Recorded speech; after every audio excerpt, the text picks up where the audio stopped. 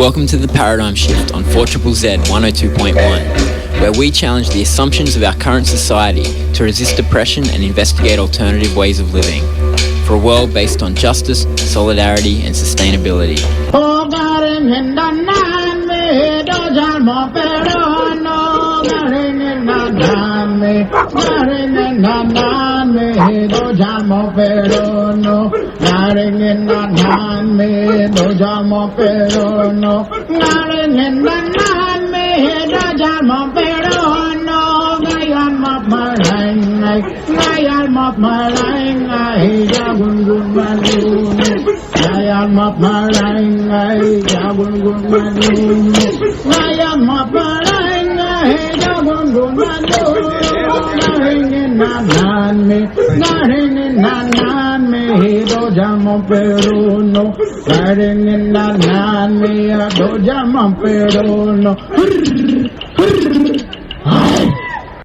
Welcome to the Paradigm Shift on 4ZZZ 102.1 FM. It's your local community radio station. We are broadcasting on Yagara and Turrbal country. My name is Andy and I'll be with you for the next hour. And today on the show, we are going to be talking to Coedie McAvoy, aka Gurridyula, about the Waddananggu cultural ceremony, which has been happening on Adani's mine lease in central Queensland for almost exactly 3 years, and we will be talking about upcoming 3-year celebrations.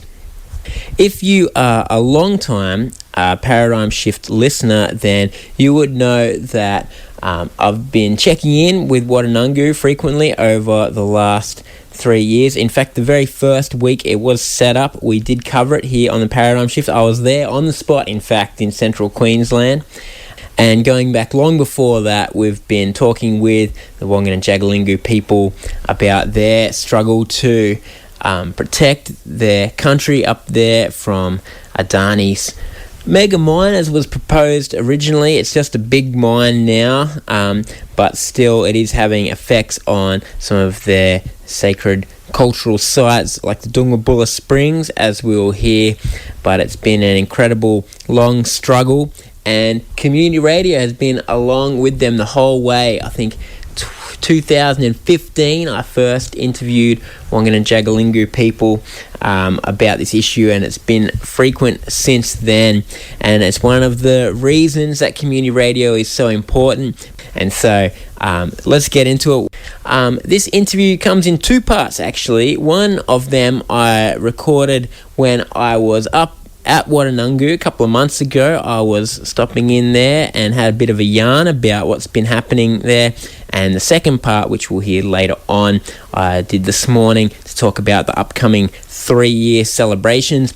But let's start off with hearing from on the ground at Waddananggu what's been going on there.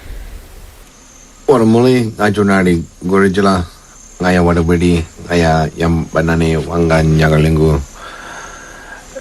Ulunga, Waddananggu. Hello, my name is Gurridyula. I speak the Widi language. I'm from the Wangan Yagalingu people, and I live in Waddananggu, which is inside Wangan Yagalingu Nation.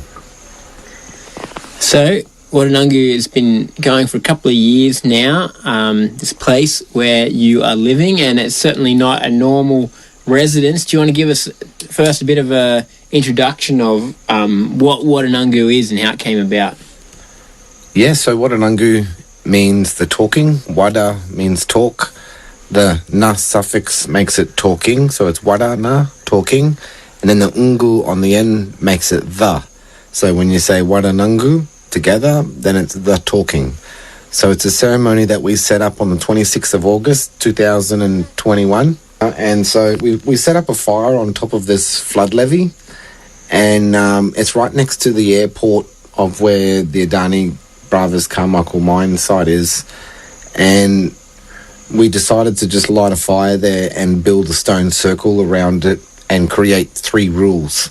That the fire always had to stay lit, there was no foreign objects inside the circle, and there had to be one Waddananggu person inside the circle at all times. So we maintained that integrity with one person inside the circle for 408 days. And through that period of time, we established ourselves with our right to be here. And so we've taken away that one rule, and we still have the two rules left, with the fire always has to stay lit and there's no foreign objects inside the circles. So today, we have two fires going. We live 4.5 kilometres north inside the mining lease. So where the Adani Carmichael mine is, we're directly north, opposite of the pit. And so we've been here for 969 days now, consecutively, and we're going to continue to stay here because we have a human right to stay here under Section 28 of the Queensland Human Rights Act 2019. It allows us the right to redevelop our culture and coexist with nature. So nature is out here, but it's pretty rugged nature, and not the most comfortable place to live. What does day-to-day life look like out here?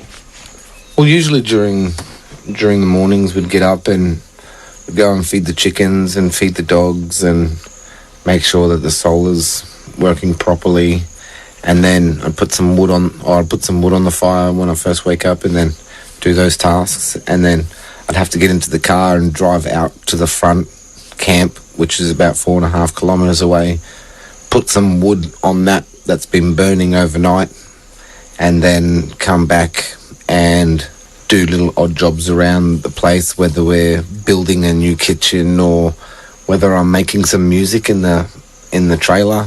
There's always something to do here at Waddananggu. And recent social media videos, you've had a big hit with some of your animal rescue. Is that a new development? Yeah, so about a month and a half ago, we seen a possum that had been hit on the road, and its little baby was clinging to the back of it. And so as we drove past, we stopped, and then we managed to pick it up, and then we've been caring for it ever since. And it's become attached to us, and it's like something that it has its ability to live free here because there's no other possums here, so it has its own habitat, and it lives in amongst the trees, and it's great to have around. When we picked her up, the little brush-tailed possum, we picked her up. She might have only been 2 months old when we got her, so we had to try and feed her with like a little teat thing with milk. So every 4 hours we were up all night feeding her. So you put in the hard work, and they reward you for it when they get a little bit older. So you mentioned you've been going for nearly 1,000 days now, and there's been some very obvious changes, like that you've moved a few Ks out the back here into a bit more of a scenic and quiet location. How else has Waddananggu changed over the last 1,000 days? Yeah, so we've reached a few milestones since getting here. Firstly, we've had the police recognise that we do have a human right to be here, and that I have a letter that says that I have a legislated right to coexist here at Waddananggu. We've had the Royal Fire Service acknowledge that Waddananggu is here and that we exist. And, it's about getting more recognition from different departments, different government departments, that Waddananggu is here. The local council accepts that Waddananggu is here now, and it's all about building friendships and relationship for the future, knowing that this company is not going to last forever. So we're starting to think forward into the future of where do we see Waddananggu, and we're getting to a point where we want to start making a seed bank and starting to collect some essential oils and things like that. When it started, as you mentioned, it was very much about, I guess, the Adani Carmichael mine and set up within eyesight of that.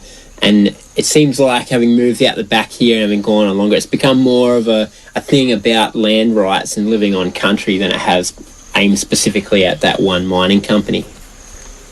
Yeah, it's kind of shifted my focus away from going at a particular mining company, and it's put me into a position where now I don't have to think about that mining company because their name is irrelevant and who they are is irrelevant because the government has basically accepted that I have a right to be here.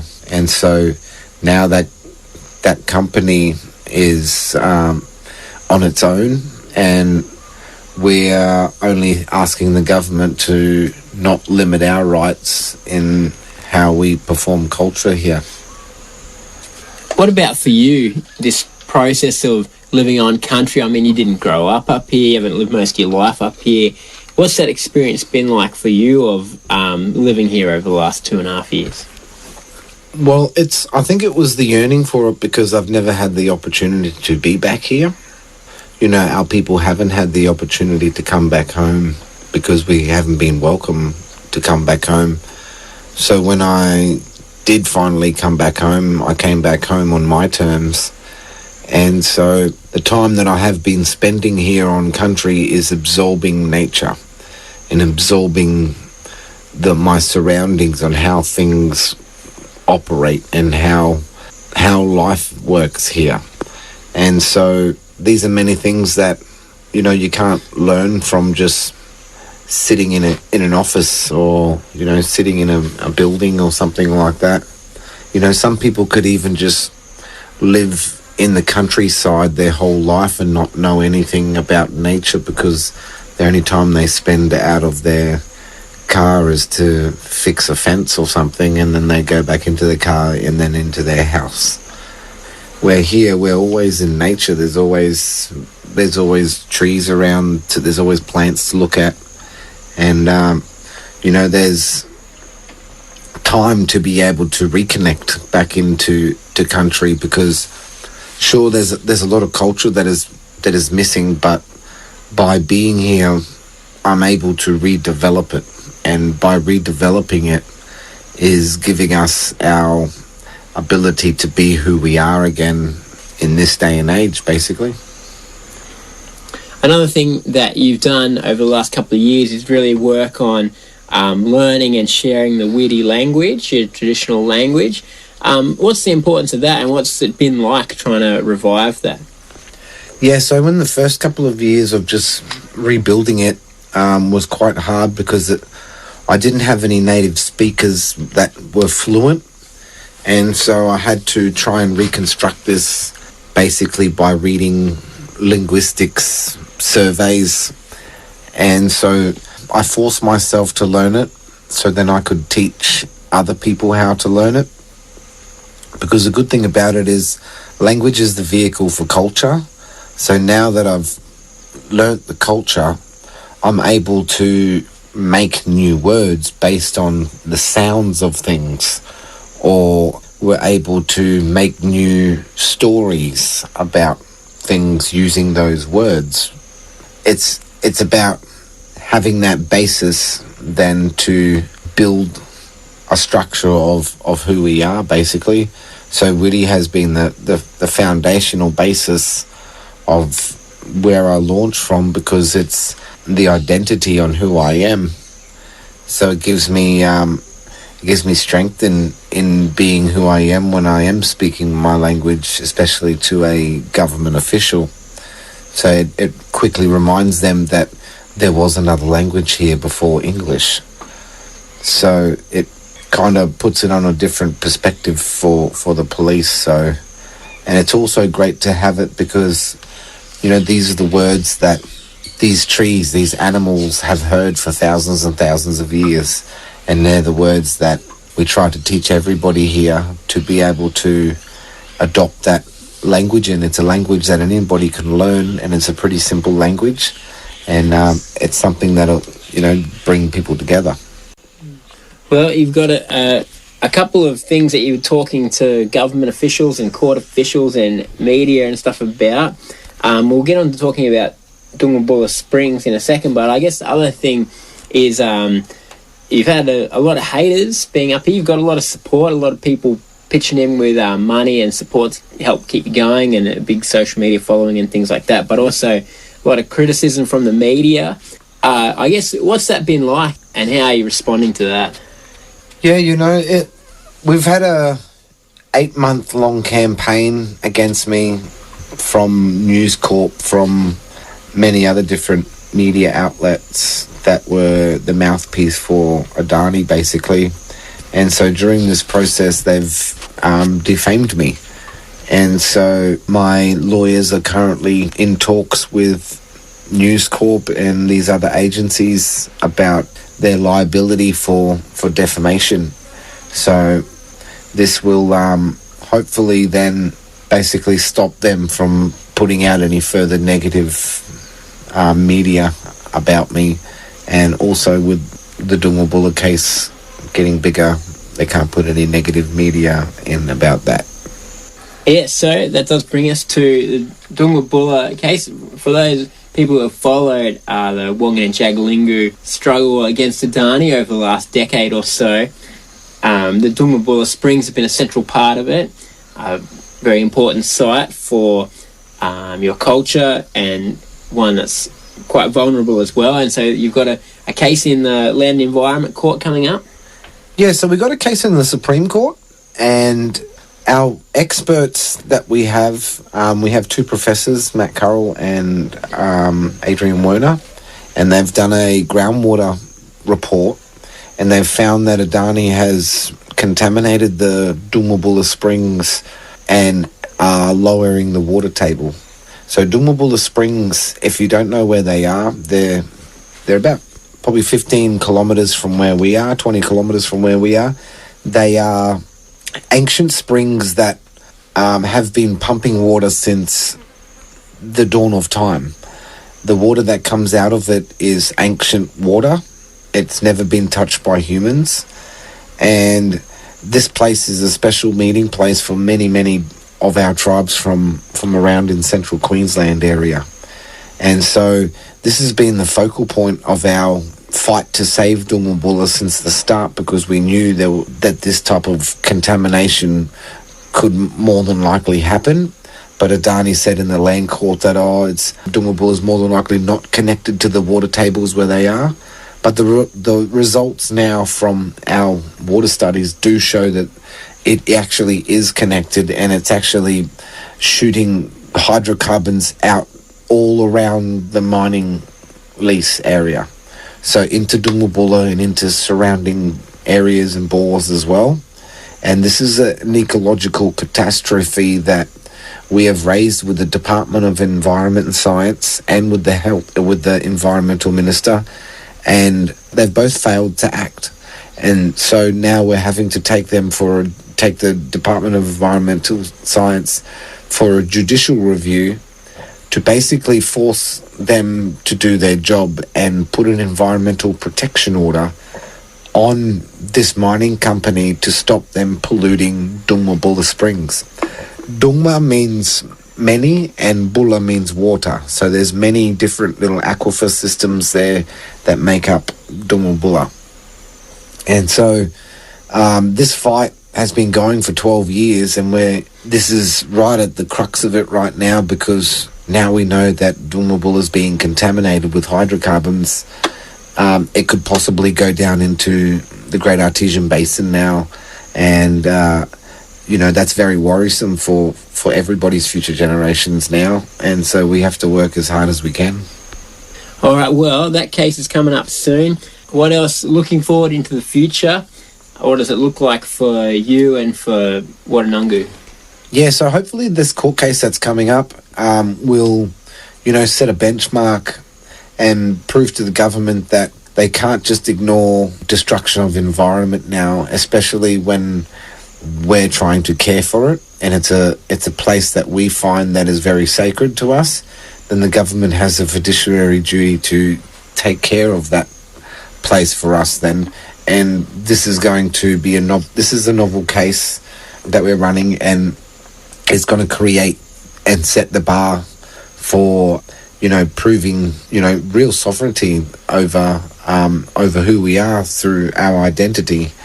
So exciting times ahead, and we're going to keep pursuing this. We're going to keep staying strong. We're going to continue to be here at Waddananggu. We're not going anywhere anytime soon. This is our home, and we will outlast everybody because we have already been here and will continue to be here. All right, thanks very much, Goods. Cheers, appreciate your time. You are on the Paradigm Shift on 4ZZZ, and I'm going to keep on chatting with Coedie McAvoy. I did speak to him this morning about some of the upcoming 3-year celebrations. Let's have a listen. It is a 3-year anniversary coming up very soon, and we will talk about that. But before we get to that, you've also this week just been in Canberra, and you didn't go just for the beautiful winter weather down there. You were up to something at Parliament House. Can you tell me what happened at Canberra? Yeah, so because our fight with Adani and, our scientists coming out with data proving that there's contamination of hydrocarbons in Gurridyula and there's a drawdown that the federal government has an obligation to enact the water trigger or at least put in a stop work order and until the full investigation is done. So I basically went to Canberra to basically meet with as many ministers as I could to put pressure on to Tanya Plibersek to force her hand to do something because she has person in charge over my people's country, my people's dreaming site at Gurridyula Springs. She is responsible for it as the environmental minister. So I went there to, one, try and get a meeting with her, and two, try and talk to as many ministers as possible. And so she never came and met, even after all the pressure on the first couple of days that I was there, and we talked to her advisors, and she still refused to meet. So then the next day, I, allied with an action group that came to do a climate trigger action in the middle of Parliament House, in the foyer. So I basically used that momentum to get the crowd to call out Tanya Plibersek to do something. You know, it was really powerful because the demographics of people that come together to do this just come from all different walks of life, and doctors and, grandmothers and grandfathers, and they'd all come together and they all sat in a circle. That everyone dressed up all really nice, and they got in through the security and no one noticed. And then I was watching everybody all around and no one was talking to each other. And then next thing, boom, everyone just quickly ran to the middle and they all sat down. And then I just walked in playing the clapsticks and singing my song and, calling out Tanya Plibersek to do her job. And I just immediately left out after that to not run into any police confrontation. And I basically just went down to the Aboriginal Tent Embassy to protect myself. It was one of those things that we came for a message, to send a message, and Tanya Plibersek didn't listen. So then I was like, well, I'm going to make my voice heard and you're going to hear my voice then. There were some other traditional owners who were fighting to protect country, and as well as some Pacific Islanders there. Was it good to connect up with them? Yeah, it's always good to connect up with other tribal people, from all different parts of the world. They're all experiencing somewhat of climate change or destruction of country and destruction of water. And so it's good to, spend time with some of the Gomeroi people down there. Sharon Kinchalot, Sister Sharon, she's deadly. She's fighting out in the Narrabri, and other brother Bubbly Weatherall, he's another deadly Gomeroi fella fighting against Santos. We got the Pacific Island Warriors that are fighting to save their homes. So everyone that's there, they've all come with a purpose, and it's all comes together at one point, basically, and that's where we come to that meeting point. All right, well, let's talk a bit about what's coming up, because it is almost 3 years since the Waddananggu ceremony occupation started, and so there's some big celebrations planned. What's coming up?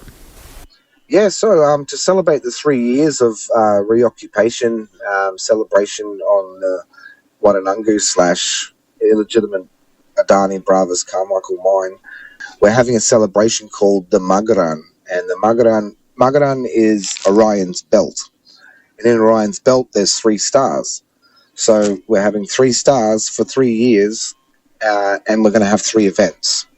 So the first event starts just as a celebratory anniversary event at Waddananggu on the 26th of August.